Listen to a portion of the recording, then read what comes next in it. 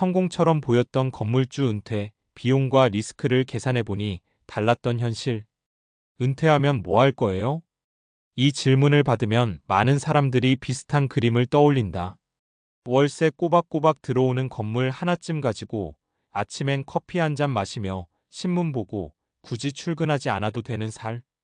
특히 나중엔 건물 하나 사서 은퇴해야지라는 말은 너무 흔해서 꿈이라기보다 공식처럼 느껴질 정도다. 나도 한때는 그랬다.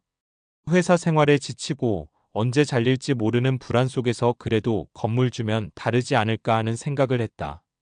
그런데 은퇴 준비 관점에서 건물주 은퇴를 하나씩 뜯어보면 생각보다 현실은 꽤 다르다. 겉으로는 성공처럼 보이지만 비용과 리스크를 계산해보면 오히려 은퇴 후 삶을 더 불안하게 만드는 경우도 많다.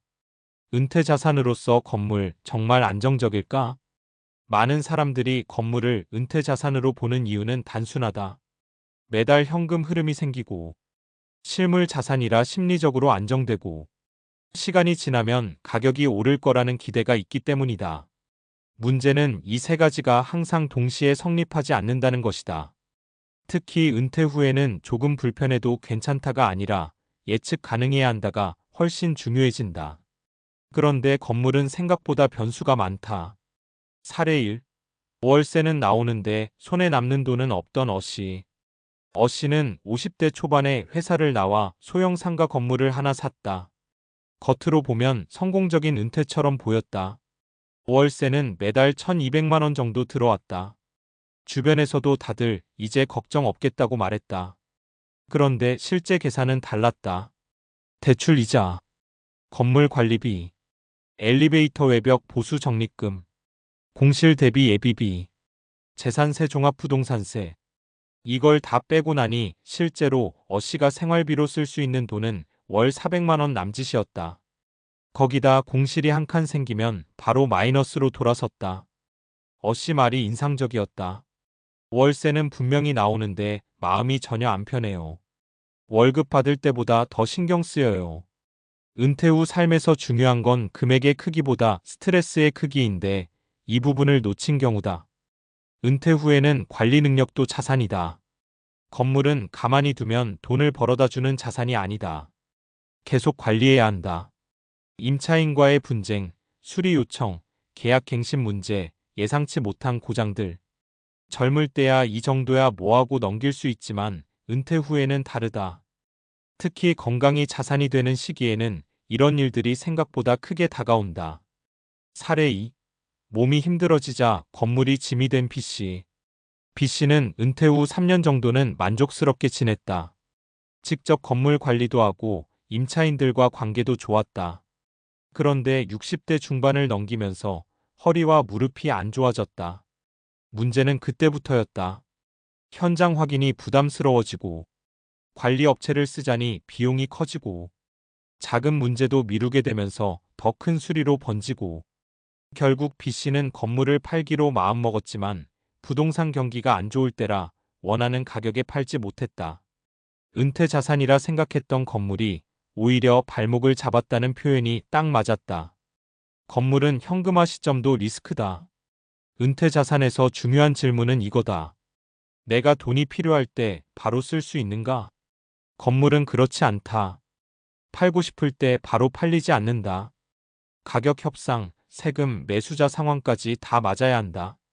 은퇴 후 큰 병원비나 가족 문제처럼 갑자기 목돈이 필요한 상황에서는 이게 치명적인 단점이 된다. 사례 3. 자녀 문제로 급하게 팔아야 했던 C씨. C씨는 노후 대비용으로 건물을 하나 가지고 있었다. 그런데 자녀의 사업 문제가 생기면서 급하게 현금이 필요해졌다. 문제는 시기가 너무 안 좋았다는 것. 결국 시세보다 훨씬 낮은 가격에 건물을 처분했다. C씨는 이렇게 말했다. 건물은 부자들 자산이지 노후 자산은 아닌 것 같아요. 기다릴 수 있을 때나 좋은 거지. 은퇴 후 삶에서는 기다릴 수 있음 자체가 사라지는 경우가 많다. 그렇다면 건물주 은퇴는 절대 나쁜 선택일까? 그렇지는 않다. 다만 조건이 까다롭다. 대출 비중이 낮고 공실에도 버틸 현금 여력이 있고 관리 부담을 외주로 돌려도 수익이 남고 팔지 않아도 생활이 가능한 구조라면 그때서야 건물은 은퇴 자산이 될 수 있다. 문제는 많은 사람들이 이 조건을 너무 낙관적으로 계산한다는 것이다. 은퇴 준비에서 더 중요한 질문. 얼마를 벌까?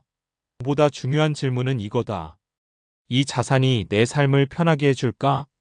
내가 아프고 귀찮아져도 굴러갈까? 예측 가능한 흐름을 만들어줄까? 은퇴는 돈을 버는 게임이 아니라 리스크를 줄이는 게임에 가깝다. 성공처럼 보였던 것과 실제 성공은 다르다. 건물주 은퇴는 밖에서 보면 멋져 보인다. 하지만 안에서 들여다보면 비용과 리스크 계산이 빠진 경우가 많다. 은퇴 준비에서 가장 위험한 건 남들이 성공이라고 말해주는 그림을 그대로 믿는 것이다. 진짜 성공적인 은퇴는 남들이 부러워하는 모습이 아니라 내가 불안하지 않은 상태다.